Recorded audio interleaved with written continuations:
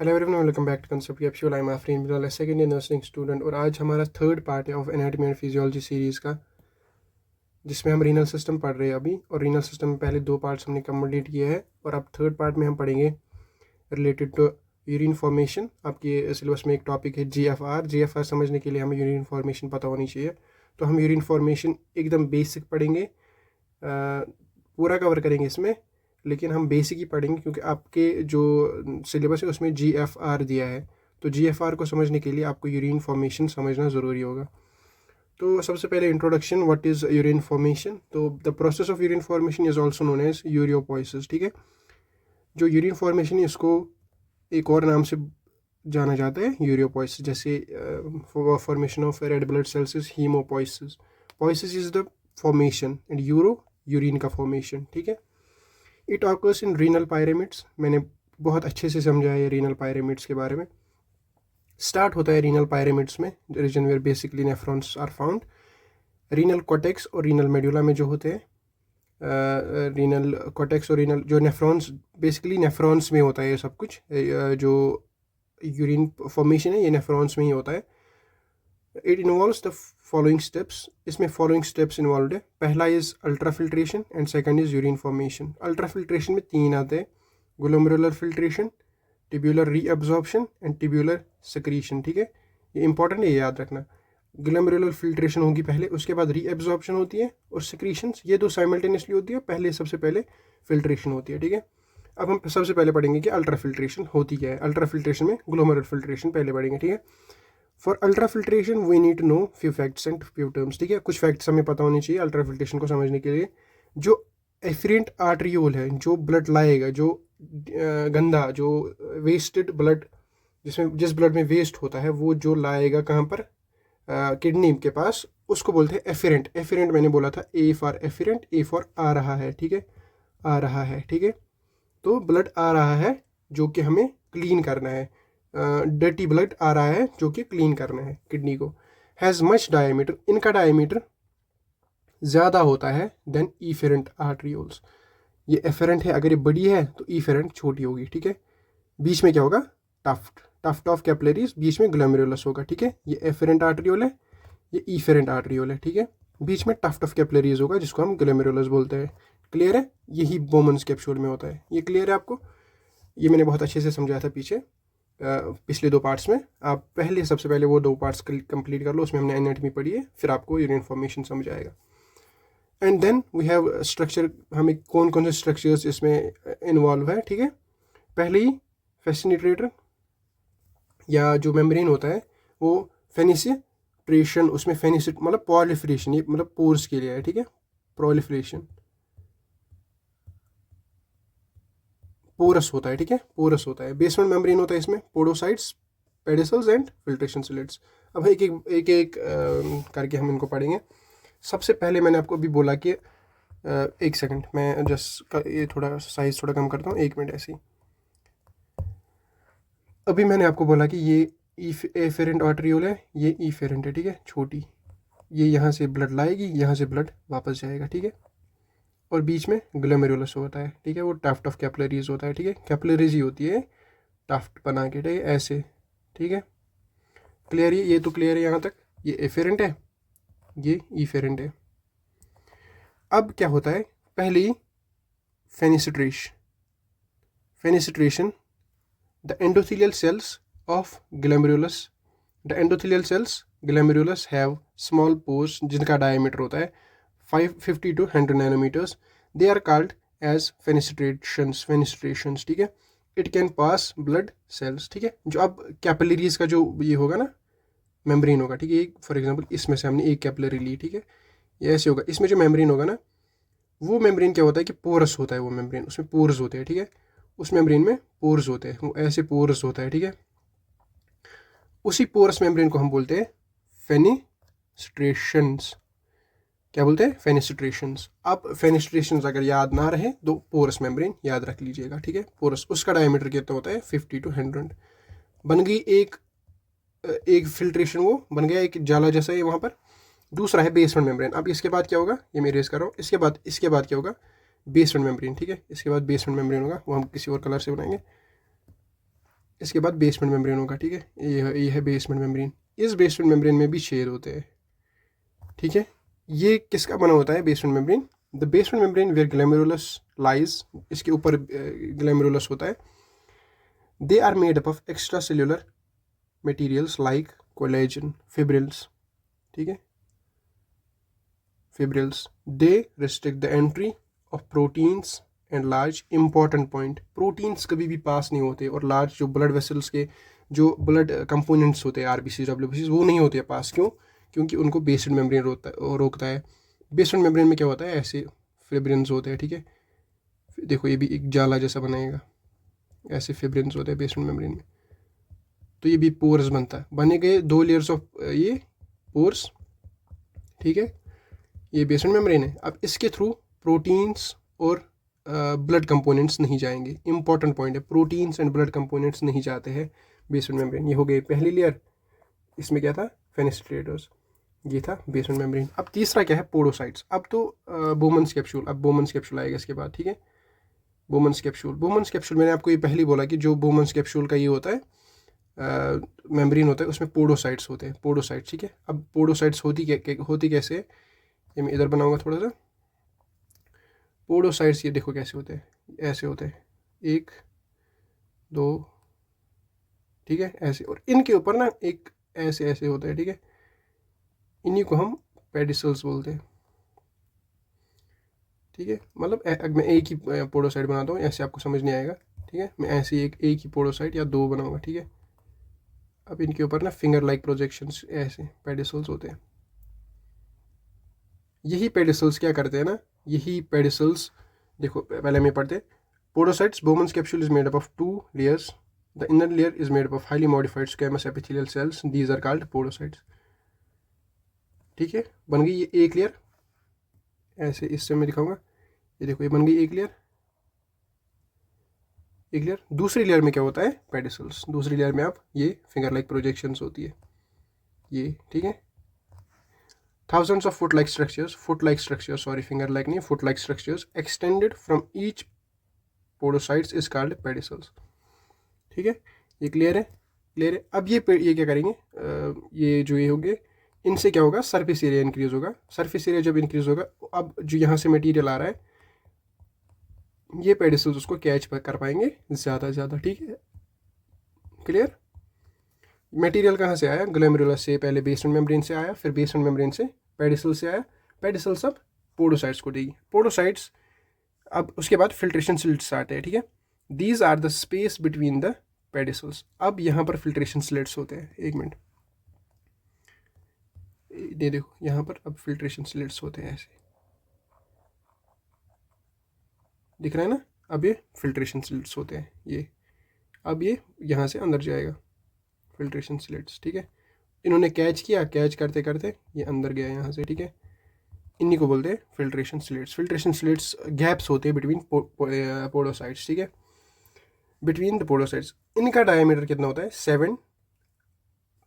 These acts as a slits to filter the material.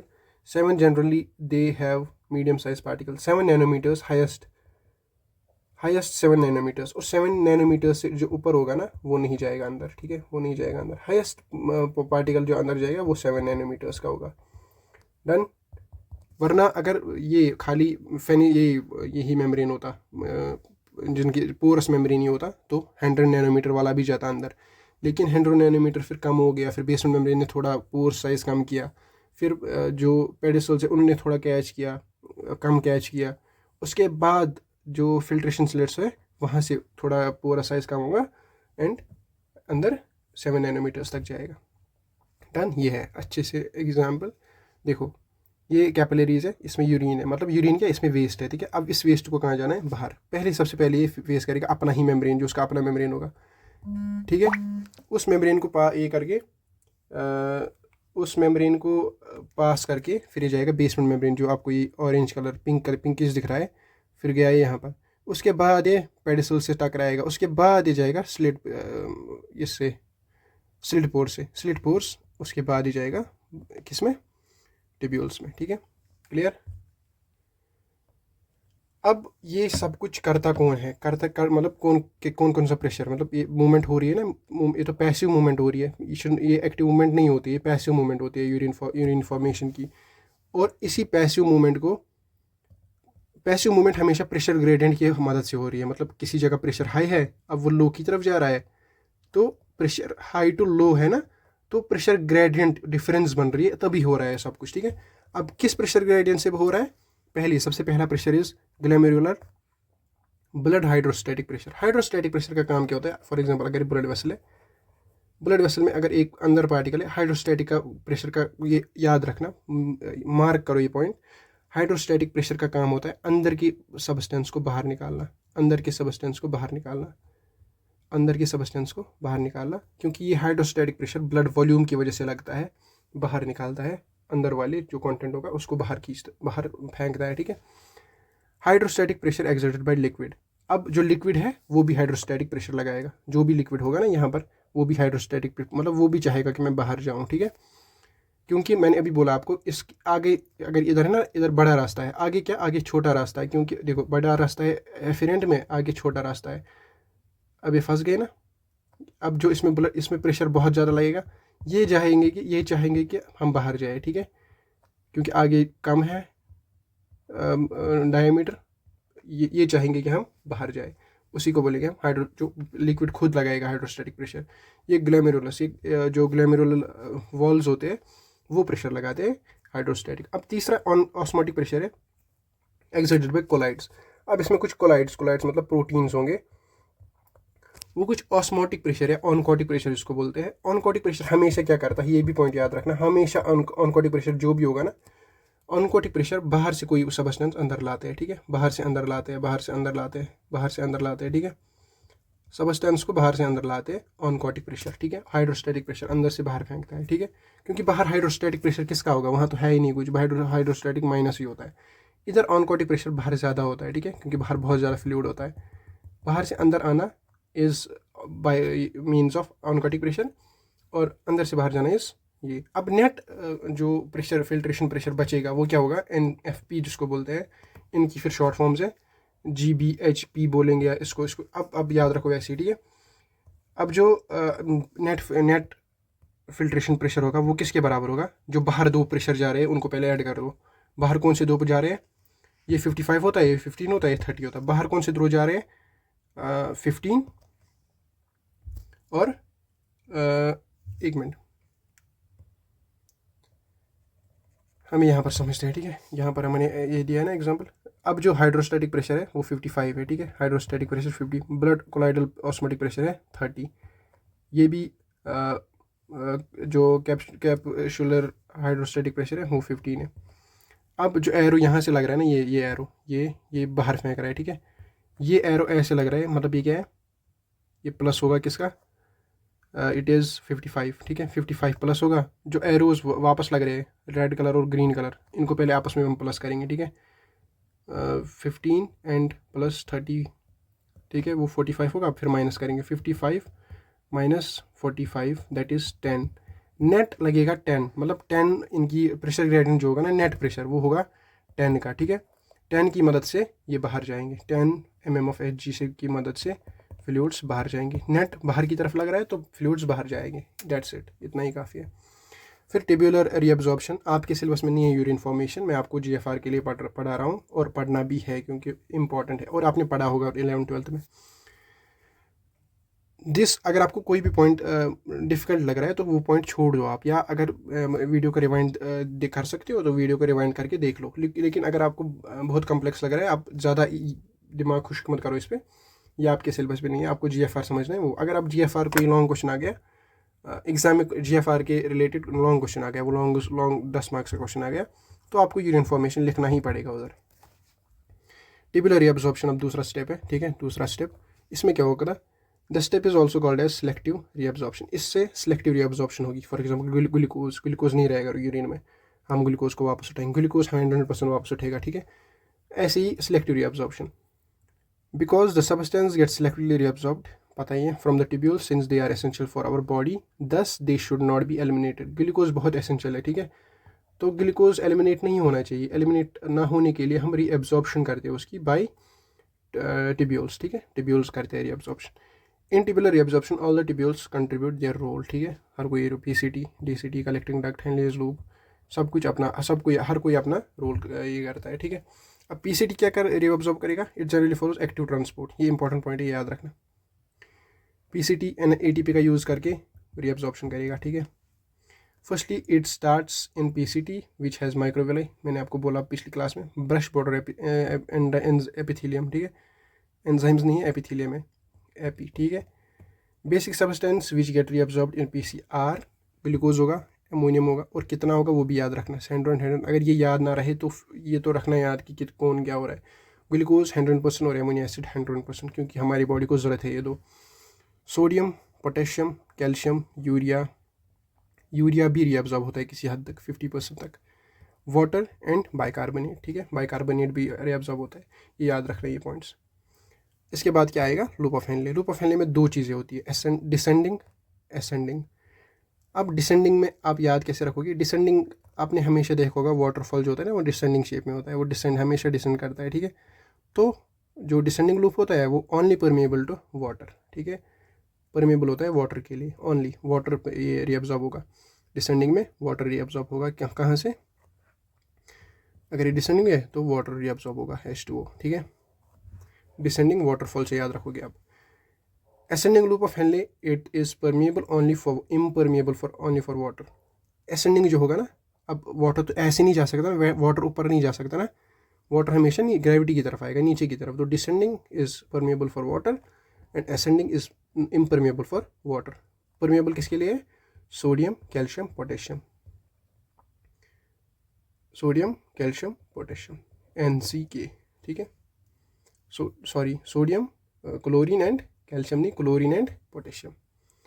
अब DCT क्या करेगा, reabsorb, हम रीअब्जॉर्प्शन पढ़ रहे हैं। डीसीटी यूरिया रीअब्जॉर्ब करेगा, सोडियम, पोटेशियम, कैल्शियम, बाइकार्बोनेट। ये तो हर किसी में होगा, ये तो इसमें मैं बोल रहा हूँ हर किसी में, पीसीटी में भी होगा। अब पीसीटी में क्या एक्स्ट्रा होता है, ग्लूकोज, अमोनिया और भी एक दो, वो आप लिख लोगे साइड में, लेकिन ये तो होता ही है हमेशा, ये तो पीसीटी में भी होता है, डीसीटी में भी होता है। ये तीन तो होंगे ही रीअब्जॉर्ब, क्योंकि बॉडी को चाहे ये तीन।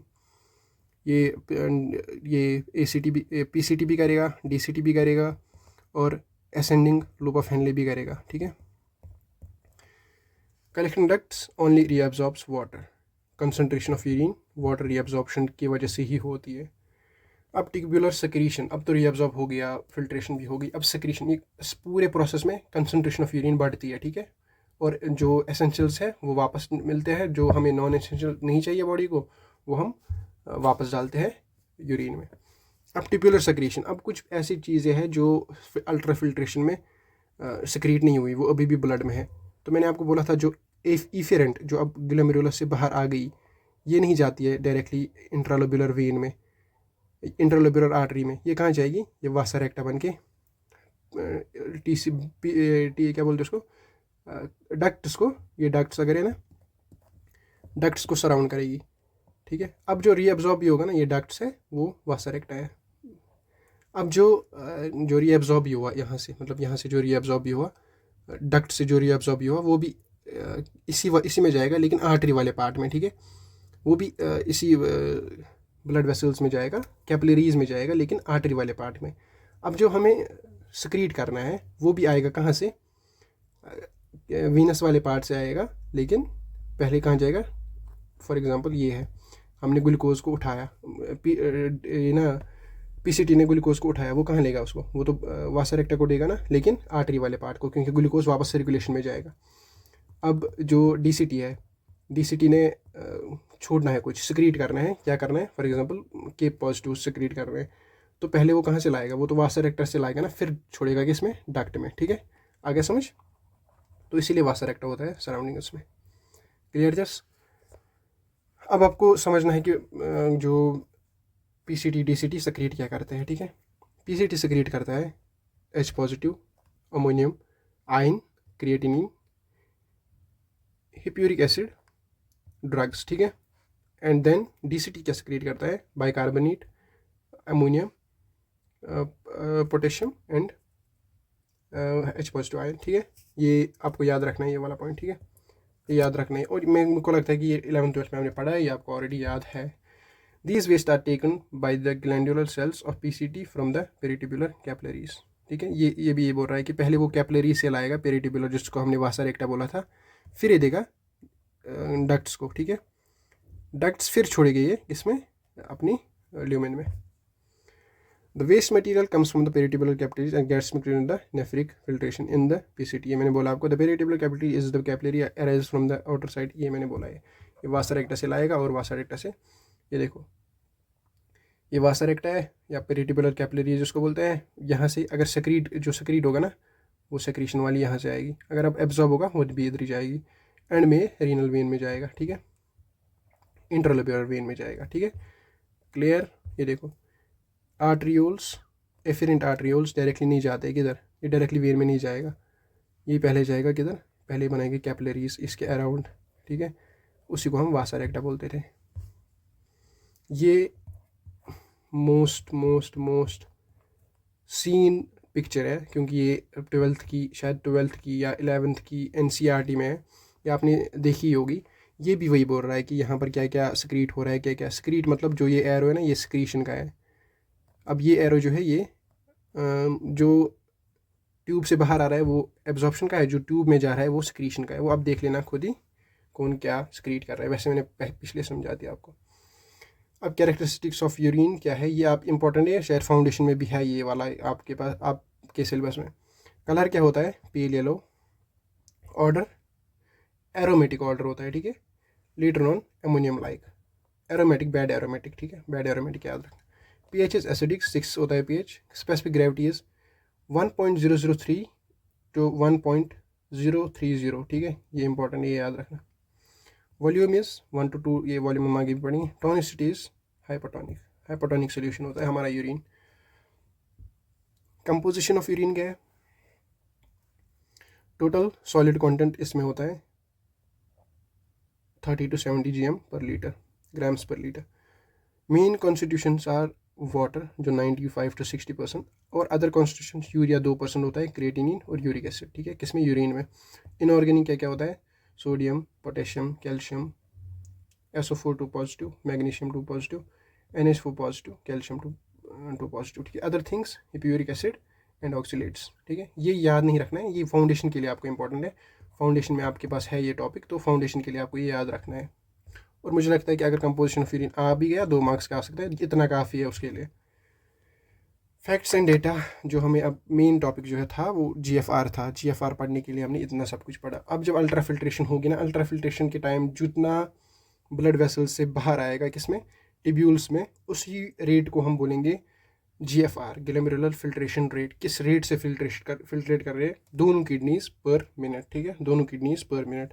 फिल्ट्रेशन रेट ऑफ ब्लड 1100 से 1200 ब्लड पर ब्लड 1100 से 1200 ml ब्लड पर, सॉरी ये वाला यहाँ पर नहीं, नीचे लिखा है मैंने, ठीक है, वो वाला याद रखना। GFR क्या है, 125 ml पर मिनट रेट होती है इसकी।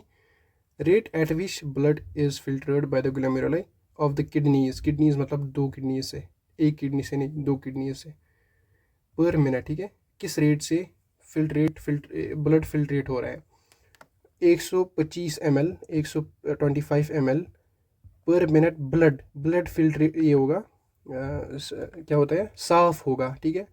125 ml पर मिनट ब्लड साफ होगा दोनों किडनी से, ठीक है, दोनों किडनी से, एक ही नहीं, दोनों किडनी से पर मिनट, ठीक है। दिन में कितना होगा, 180। यूरिन आउटपुट कितना होता है, 1.5 लीटर्स। यहाँ पर हमने लिखा था 1.2, तो 1.5 लिखना वहाँ पर, ठीक है, पर डे।